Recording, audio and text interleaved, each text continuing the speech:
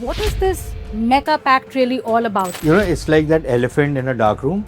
Everybody is feeling around and trying to make out what they make out of it. There is no compatibility among all three on what they want. And one aspect of that non-compatibility is that there are three countries in the Islamic world that are vying for leadership. There is Iran, which has a problem because it's predominantly Shia. There is Saudi Arabia, which for the last over 100 years has been the traditional leader, and there is Turkey, which before Saudi Arabia and its riches gave it the leadership position, was the hegemon of the Islamic world with the Ottoman Empire, which this guy Erdogan wants to reclaim. Will Saudi Arabia go and protect Turkey? Maybe they'll give them some money because the Turkish economy is in the toilet. Maybe they will give some money to the Pakistanis because the Pakistani economy is not even in the toilet, it's in something worse. Turkey is more hostile than any other country. Even the Chinese are not as overtly hostile to India. We have to be always eternally vigilant as far as Pakistan is concerned. We should not be lost in this thing that, look, the Pakistanis are in trouble, which means that they will not cause trouble with India. That's the last thing. I think that is precisely the time when the Pakistanis will do something more stupid. Because they have a tendency of doubling down on stupidity.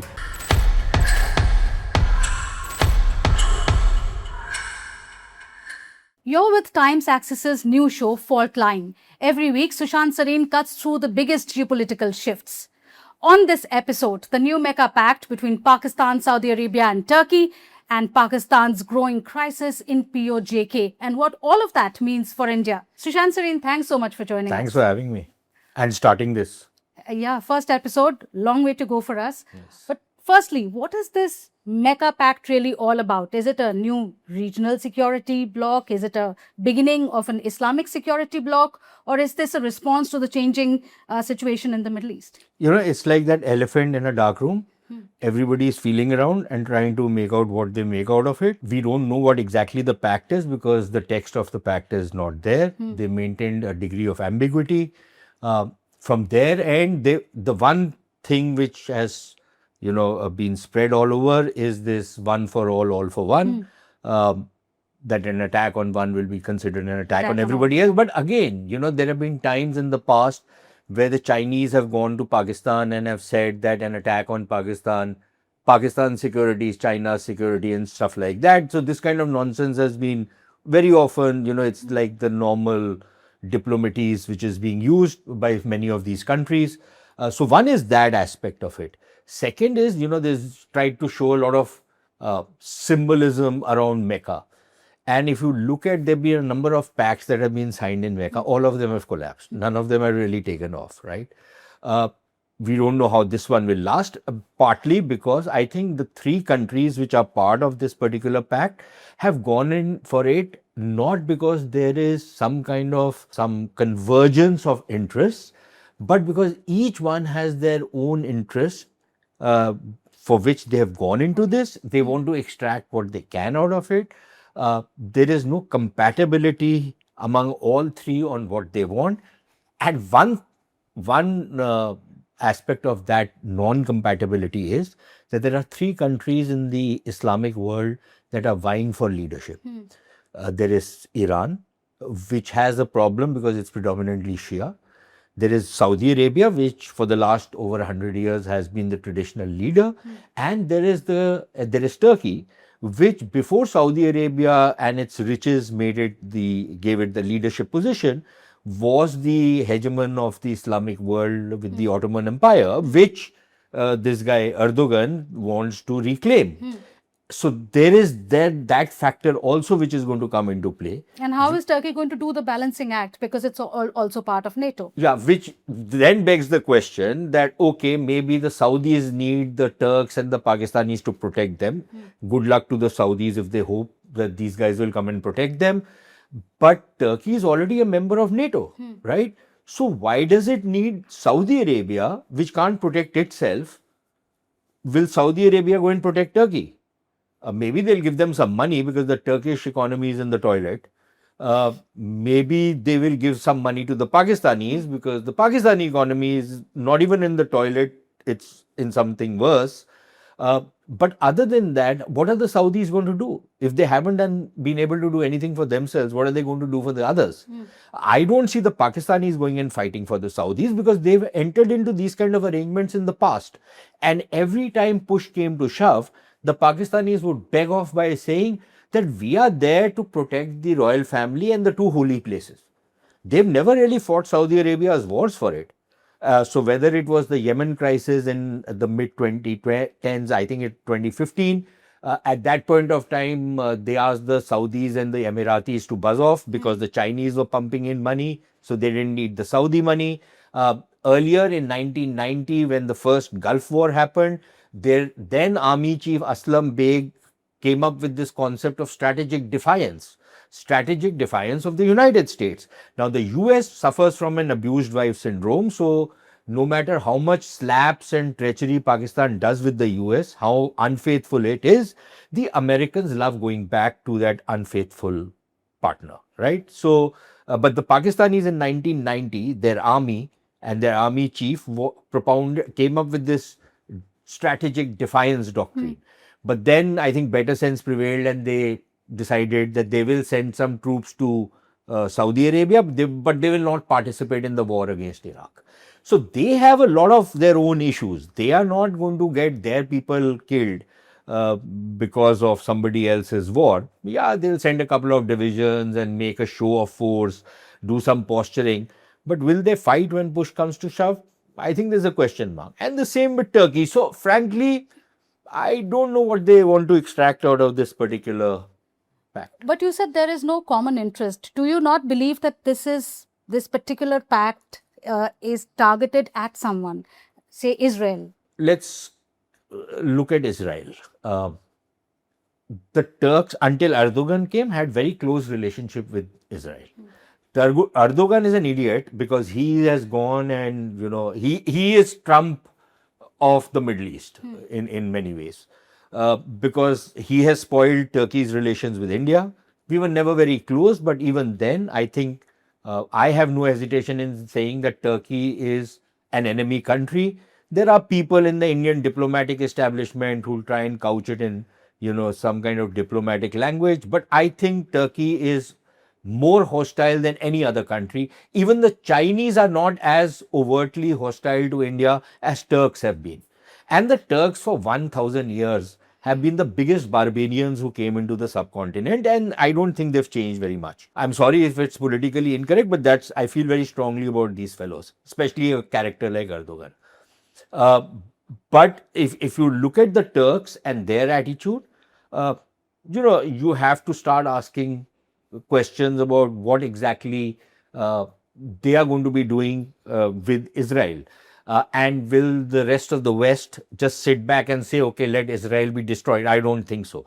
I don't think the Saudis really have any enmity with Israel. The Saudis have never really done anything against Israel. Neither has Israel done anything against Saudi Arabia. In fact, both countries would like to enter into normal relations, provided the optics of it are correct. Frankly, Pakistan brings nothing to the table as far as Israel is concerned. They have a couple of crazies as their ministers who will keep threatening Israel, but they're paranoid of Israel. So, I don't see how Israel becomes the lightning rod for such an alliance. Iran, again, Saudi Arabia was not able, or if the United States was not able to protect Saudi Arabia, do you think Pakistan and Turkey can protect Saudi Arabia? I think that's a very legit kind of a question to ask. That if a hyperpower like the United States with all its bases and what have you was not able to defend Saudi Arabia or itself in Saudi Arabia, I don't see how the Turks or the Pakistanis can do it. So I have serious doubts about who exactly it is aimed at. Now, I think within a few hours of this pact being signed, the Houthis in Yemen targeted the Saudi refinery and since then they've targeted some Saudi shipping. Where is the Mecca Pact? What have they done about it? The Pakistanis have made that same, that Punjabi Badak, as I call it, speak very loudly, speak, very big, boast about everything. But what have they done? They've said that, we will, any attack on our shipping, and you wait and watch what we'll do. Their sailors were killed yesterday. What have they done about it? So I think, this whole concept, and there's such dumbing down. Islamic NATO. एक तो NATO भी fail हो गया है. NATO hardly is taking off anywhere. But people don't understand that NATO, the center of gravity of NATO was the United States, which is the hyperpower which brought all these other countries together. Who is the hyperpower out here? It doesn't Erdogan want to be?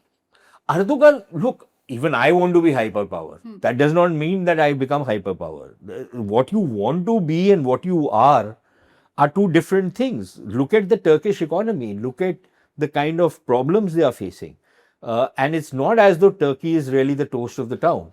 The Pakistanis, like I said, they are in a toilet anyways, What do they bring to the table? So what are they saying? That basically we will become the chokidar of the region. We will send our people. We will send our army. Despite the fact that during Operation Sindoor, they got their butts kicked. But they have pretended that, we have actually done very well. So they are trying to sell that line to everybody else. The Saudis are desperate because they've suddenly realized that we bought all the toys for the boys from the Americans, very, very expensive armaments, but we don't want to use it, or we can't use it, or we are afraid of using it, and we cannot take the pain. We cannot fight the wars, and we cannot take the pain. What the Iranians have shown is that they can not only fight wars, but they can take the pain, they can absorb the pain, and the pain that they inflict on the others is far more than what the others are ready to inflict on them or are able to inflict on them. And when you have an adversary who's willing to go through that, we saw that in Afghanistan. When you have an adversary who's willing to go through a lot of death and destruction, but continues to stand firm, the other side loses. You don't agree with this Islamic NATO term because it seems Erdogan wants to position Turkey as the leader of the Muslim world. There's talks that Egypt will be next to join this alliance. Please tell me, who is ready to concede the leadership of the Islamic world to Erdogan? He might want it. He might want to crown himself caliph tomorrow. If it was up to him, he would have already done it. He and his entire family of looters would have already done it. But are the rest of the Islamic world ready to accept him? Are the Saudis ready to accept him as the leader of the Islamic world? Please remember, there was a time when, when Imran Khan was the prime minister in Pakistan, there was a time that I think it was Turkey, Malaysia and Pakistan were planning to have some kind of a separate OIC kind of a grouping, right? The Saudis did not take it well. And frankly, this temporary arrangement between Turkey and Saudi is only temporary because let us not forget, just a few years back, not very long back, when that whole Khashoggi incident happened in Istanbul, right? What did Erdogan do? He was backstabbing Mohammed bin Salman, the crown prince, who in his own way is a major reformist. Erdogan was backstabbing him. Erdogan was leaking information which was sullying the image and the character of the crown prince. And he had carried out this entire propaganda against him. Now suddenly they've forgotten it all and decided that they're the best of friends and they're brothers and biradar mulk and all of that nonsense. It doesn't work that way. It's an alliance of convenience. The Pakistanis, of course, hope that, in the course of this, we will be able to extract some rents, some benefits, some money will be pumped into our economy because nobody else is ready to spend money in Pakistan. Even Pakistanis are not investing in Pakistan, right? So they are hoping that the Arabs are going to be stupid enough to invest in Pakistan. Let me give you one example. There is this mine called Rikodik. It's supposed that that's the Pakistani claim that one of the largest, or if not the largest, copper and gold deposits, right? there is a Canadian company called Barrick Gold, which has taken the concession for that. Barrick Gold wants out. They don't want to do it anymore, right? And they are trying to pawn it off to the Saudis. The Saudis so far have been smart enough to not invest a single penny in that particular project. But the Pakistanis want these kind of projects to take off so that some kind of revenue comes their way and they can kickstart their economy, which is not happening. So they have a major problem on their hands and they are trying to get into these kind of alliances. Basically, they are behaving like a security service company who will send a mercenary force everywhere and say that, look, it's like guys who come outside your house to guard it and, do guard duties. That is the role that Pakistan is looking for itself because it has nothing else to offer. Okay, I'll come to Pakistan in just a bit. But if you noticed, Israeli Prime Minister Netanyahu called PM Modi just the day before this pact was announced. And in fact, he said that this is a pact, quote unquote, aimed against us. That's what reports are saying. Are we seeing the emergence of two competing blocs, this one with Israel, India and the UAE? See, one bloc we've already seen emerge, a bloc of sorts. Now, whether in response to that or on its own merits, there should be some other realignment in the region. I am all for it. I think we have been far too cautious. We've been far too conservative in our foreign policy approach. Half the time, I don't even think we think things through. Half the time, we are virtue signaling. And I think we need to get off that hobby horse of which we have been over the last 70, 80 years. So I personally think that there is a lot of reasons why we should get into the new realignments that are taking place in this region, because this is a vital region for us, right? It's important for our energy security. It's important for our trade flows. It's important because we have people living out there. From a variety of reasons, it's a critical region for us. We have some great equities in this region, some equities which kind of, go against each other. So, for example, we have very good relations with Iran, notwithstanding all that the Cassandras will tell you that the relationship with Iran is in bad state. It's not. It's pretty all right. I think the Iranians would be unhappy with us on a couple of things, but by and large, the relationship survives. We have great relations with Saudi Arabia, but of course, we will now pull back a little bit because if the Saudis are aligning themselves with two enemy countries, Turkey and Pakistan, I don't see how we can have any kind of a security relationship with the Saudis.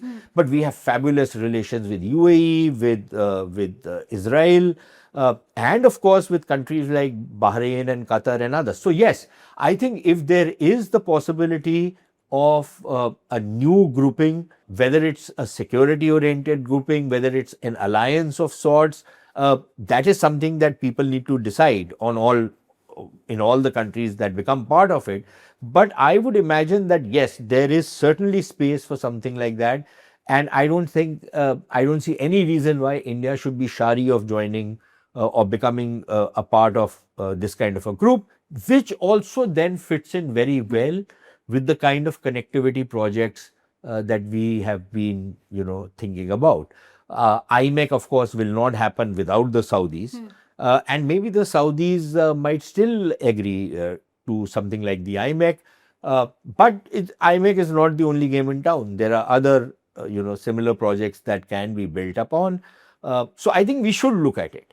Our challenge will be how do we balance those competing equities that we have very good relations with Iran on the one side, and we have very good relations with countries who are not exactly Iran's friends, Israel, UAE and others, who are pretty cut up with Iran for their own reasons. How do we balance that? I think that is going to be the real challenge.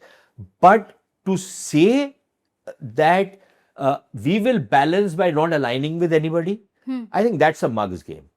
That means that we are going to be bystanders sitting on the sidelines. If that's our policy, then that's not a policy. So it's time to act. I personally think the time to act has been there for very long, because the kind of arrangements that are now trying to be forced have been offered to India many years ago by many of the countries in this entire region. And we have said we have begged off it. So we have missed the boat once. Are we going to miss the boat again? I think that's the question. Okay, one question about Turkey and Pakistan, because it was reported that Pakistan used Turkish drones during Operation Sindoor. What would this new pact, new alliance mean for the Turkey-Pakistan military angle? Okay, so purely from the Pakistani angle, one, I think from the Turkish point of view, there's a lot of technology that the Turks are giving to the Pakistanis. It's not just the drones, of course, but other electronic warfare and other technologies that are being passed on to the Pakistanis. And these technologies are quite good, partly because Turkey gets access to European and American technologies as part of NATO. So what NATO has, Turkey has, what Turkey has, it's doing stuff with it and then passing it on to countries like Pakistan. And of course, because the Europeans are now in a completely different mind space, they don't understand geopolitics and geostrategy anymore.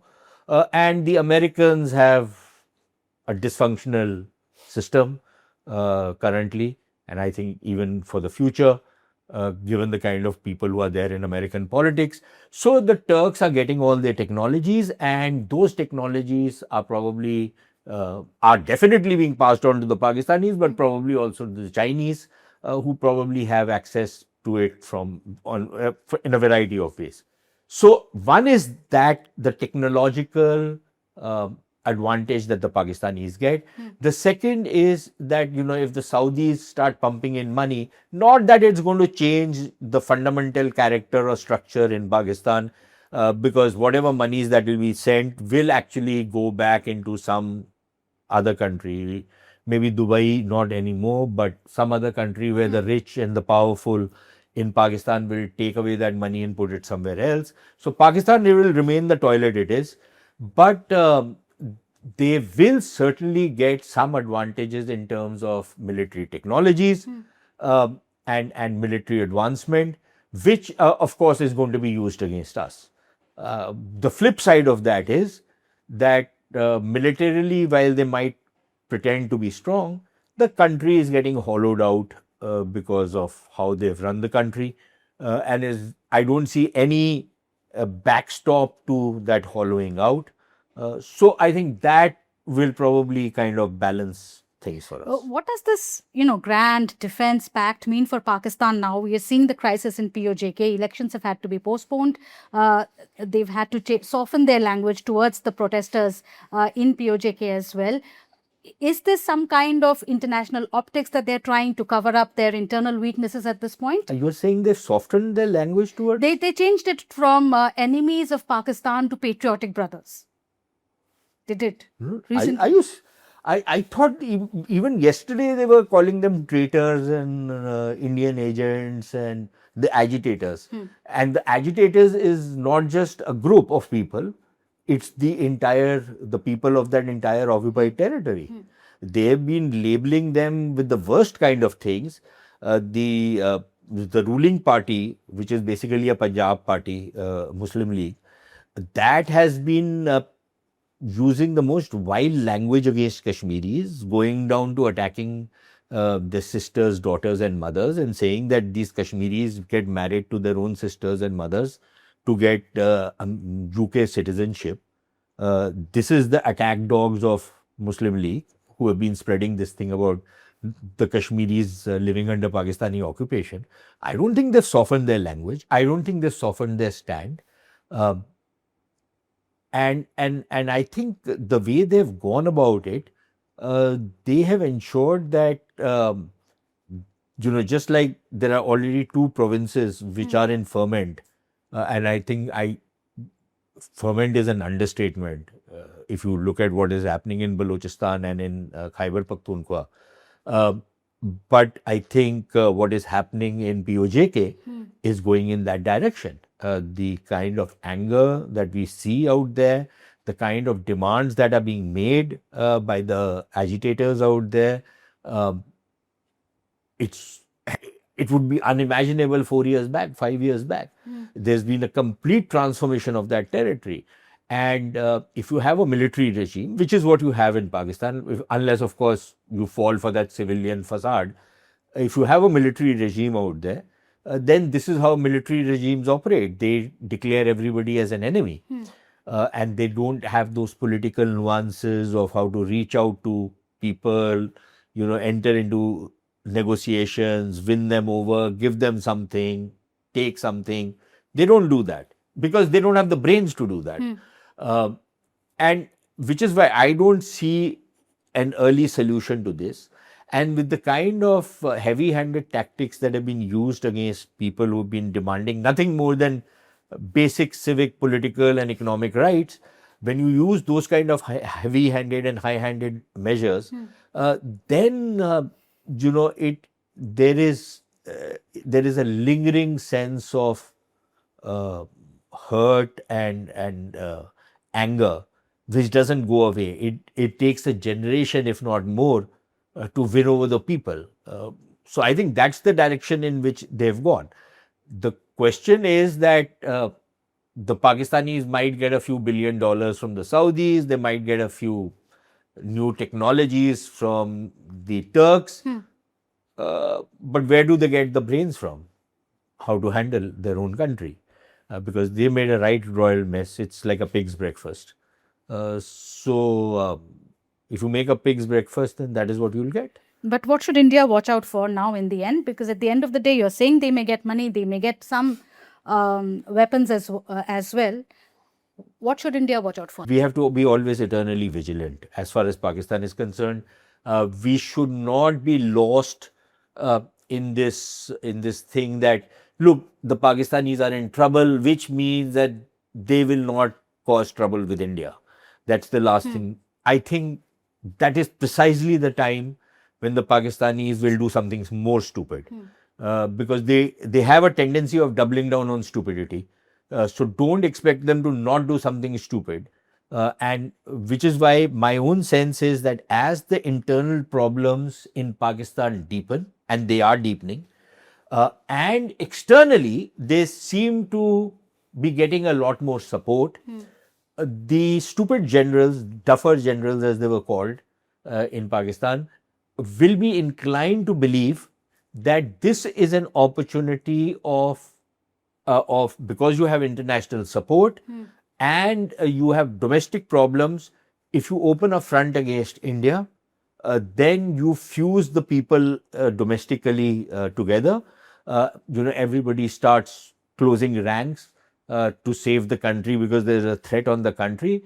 And the best way to position a threat is to have a problem with India, an armed conflict, which you hope, because you have international support, etc., will not be a long-winded affair, and you will probably come out on top because you are now equipped with latest technologies and stuff like that. So I think I will not be surprised if we are moving in that direction. And what I fear sometimes is that there are enough people in India in the policy making circles who are very sanguine that because Pakistan is so troubled, it does not have the bandwidth to finger India. So you're saying now is actually the time to watch out? Yes, we need to be very, very careful.